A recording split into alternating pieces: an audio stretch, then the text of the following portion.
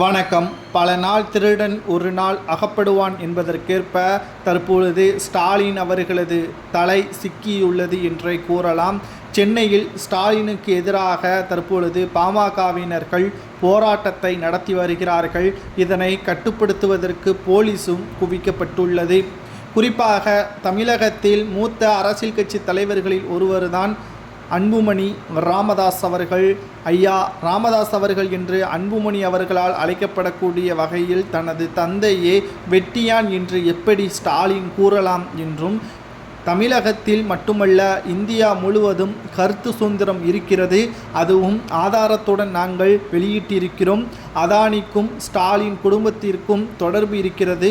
ஒட்டுமொத்த இந்தியாவின் ஊழல் செய்த அதானி அவர்கள் ஸ்டாலினுக்கு பல கோடிகள் கருப்பு பணத்தை கொடுத்திருக்கிறார் என்றும் ஆதாரத்தை நாங்கள் வெளியிடுவோம் என்றும் தற்பொழுது எங்களது ஐயா ராமதாஸ் அவர்களை வெட்டியான் என்று கூறியதற்கு மன்னிப்பு கேட்க வேண்டும் என்று அன்புமணி ராமதாஸ் அவர்கள் தற்பொழுது வீடியோ ஒன்றை வெளியிட்டிருந்தார். இந்த நிலையில்தான் இதற்கு பதிலளிக்காத ஸ்டாலின் அவர்கள் இதை வன்மையாக கண்டித்து சென்னை முழுவதும் பாமகவினர்கள் போராட்டத்தை நடத்தினார்கள்.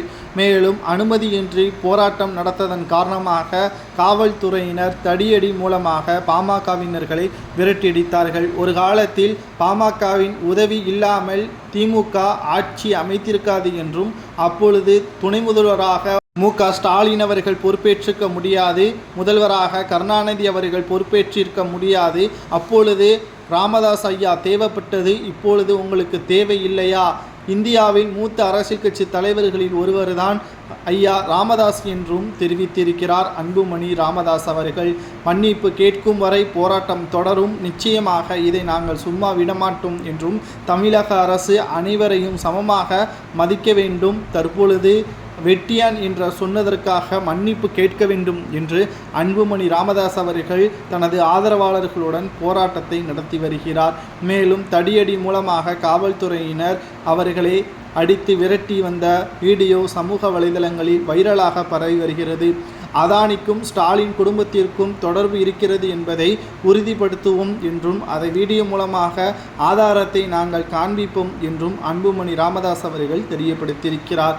நிச்சயமாக திமுக 5 ஆண்டுகளை பூர்த்தி செய்யாது, 4வது ஆண்டு இறுதியில் ஆட்சி கவிழும், எதிர்க்கட்சி அந்தஸ்தை கூட 2026 சட்டமன்ற தேர்தலில் பெறாது என்றும் அன்புமணி ராமதாஸ் அவர்கள் வன்மையாக கண்டித்து பேசியிருப்பது பரபரப்பையும் திமுகவின் தொண்டர்களுக்கும் பாமகவின் தொண்டர்களுக்கும் தற்பொழுது மோதலை ஏற்படுத்தியுள்ளது.